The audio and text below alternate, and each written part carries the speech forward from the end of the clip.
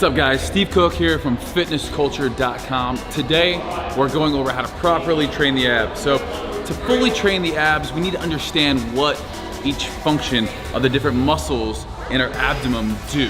So first and foremost, when you look at the abs, yeah, I just lifted up my shirt. Hopefully I'm lean enough to show you guys. You have all of these, you have the six pack, you have your obliques. So there's a lot to the abs. When we look at it, you have the obliques. These are the external obliques.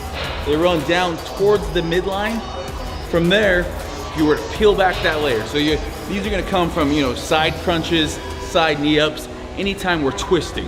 From there, we have our rectus abdominis, which is really what kind of creates our six pack. In between here, we have tendons that connected all that sheath, and then underneath that, we have our internal obliques. So our internal obliques are actually gonna run the opposite direction. So external obliques are running in towards our midline.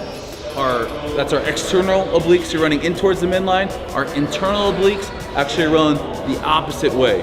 Underneath that, we have the transverse abdomen. So the transverse muscles pretty much act as like a safety belt. They're gonna run across our midline, whereas our rectus abdominis runs up and down. Our transverse abdominis runs across horizontally.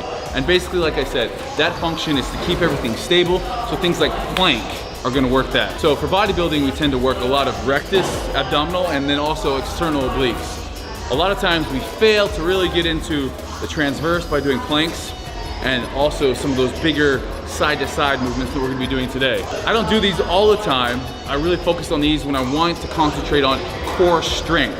So having abs is great, but it doesn't necessarily mean you have a strong core. It means you basically have low body fat. We can do all the crunches in the world, side crunches, planks, building up these muscles, but until we get rid of the body fat that covers these, you're not gonna see them. So a lot of people think spot reducing, which doesn't exist, can happen. Spot reducing is, if I do 1,000,000 crunches, I'm gonna have no body fat in this area. Unfortunately, that's not how things work. Spot reducing cannot happen. We all carry weight and fat disproportionately in our body. Some people tend to carry it, kind of equally throughout. Those are the lucky people. Men, we tend to carry it more in our glutes, our lower back, our abs. Women carry it more in their thighs and their booties. Usually, typically where you gain weight first is also where you're gonna lose weight last. So I have a lot of people that message me saying, Steve, I've been cutting, I'm pretty lean everywhere, but I can't get abs. Unfortunately, you guys probably just have a disproportionate amount of body fat that you carry on your abdomen. In order to get rid of that, you're just gonna have to get super lean. What I've noticed is when I've gotten real lean, it's actually easier for me to kind of stay toned in those areas. And what I mean by that is as we work and develop muscles, our body kind of remembers how to get into those things. By doing crunches, you're gonna build bigger ab muscles, but you're not gonna be reducing body fat at all. Just so we make that clear right off the bat. For our first exercise, you're gonna need a set of sliders. Now these are professionally done, thanks to the trainers here at Bunker. Or you can find some Walmart if you're in the States. I don't know where if you're not in the States, but sliders are gonna go underneath our feet. If you don't have sliders, you can just take off your shoes, use socks if the floor is slippery enough. So the first movement we're gonna be doing is a plank with a leg slide. So from here, we're gonna sit up in a nice plank. Toes on the sliders, on our elbows, keeping our core nice and tight like someone's punching you in the stomach, and then from there, just squeeze your glutes. I don't want you too far down, and I don't want you too far up. So glutes nice and squeezed. From here, we're gonna come out to the side and back down. So you're also getting some hip work, but working primarily the transverse abs, keeping the legs as straight as possible. We got 15 on each side. And then without any rest, we're moving on to our next exercise. Next exercise is a reverse V-up. From here, we're gonna be almost like we are on the plank, except for we're gonna be on our hands.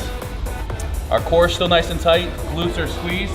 From there, we're just gonna slide all the way up. And if you're like me, and you're not super flexible, you can do one of two things.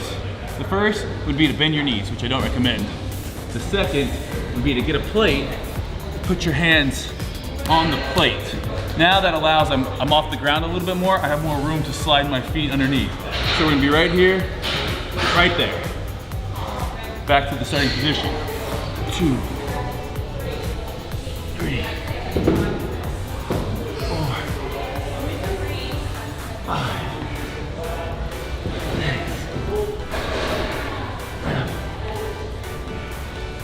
15 will leave you gassed.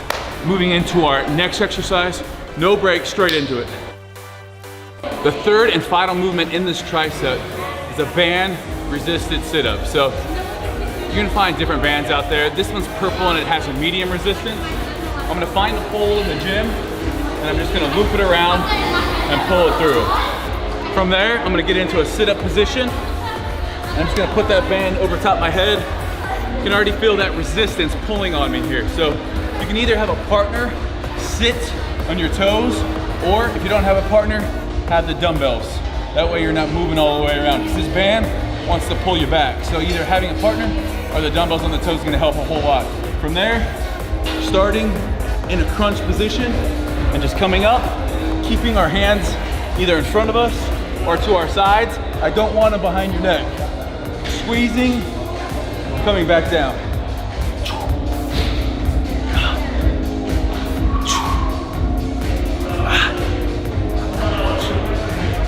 Doing these. When we do a normal sit-up, we're fighting gravity. When we do a banded sit-up, we're fighting the band pulling on us towards the post. So as we come up, it actually gets harder. And as we go down, it gets easier. But I never, if you notice, I never come to a lying flat, relaxed position. I always have some tension on the abs. After 15 reps there, we're taking a minute rest, and then we're jumping back into our tricep. We have 3 rounds of each of these. So 3 exercises, 3 rounds. Our next tricep, again, working abs more than just for show. Abs gotta be for dough too, because when we talk about core, your core comes into everything in life. Everything, even your relationships. In the bedroom, you know what I'm saying? You know?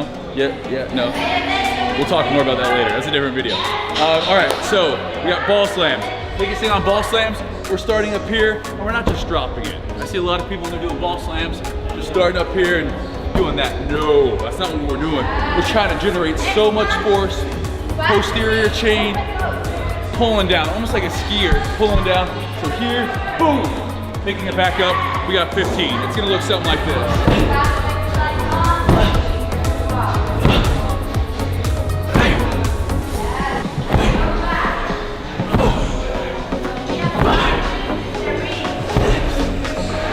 Right, straight from there into our sidebar rotations.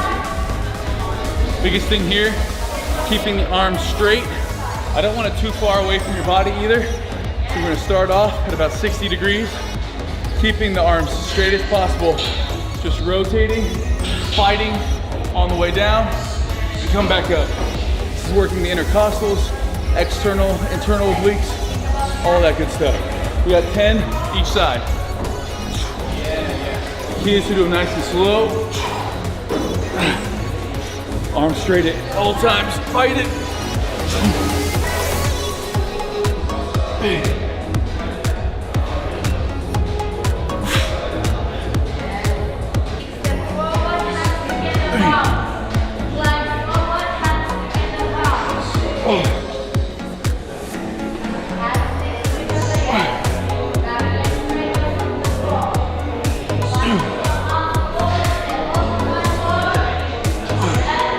All right, third and final movement is the bar rollout. So we're completing this without stopping, and then we have 60 seconds rest after this. We're gonna set up, glutes, squeeze nice and tight, and as we go down, we're just gonna keep the same angle all the way, and then back up. Now, if you can't go all the way down, stop to where you feel like you're not gonna be able to go any further, and then just roll out. So if you just stay right here the entire time, that is fine. But I want you to make sure we don't crack the back.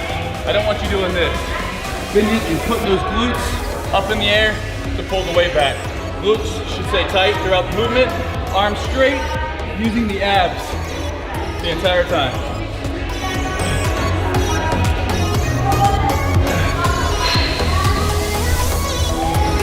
It's one of my favorites because I feel like it really requires you to keep that core tight. You're using your transverse as well as the rectus abdomen. I always have a hard time saying that word, abdomen, abdominal, abdomini, your rectus and your transverse abdomen. We're at 90 seconds, no, 60 seconds, and then we're back into it.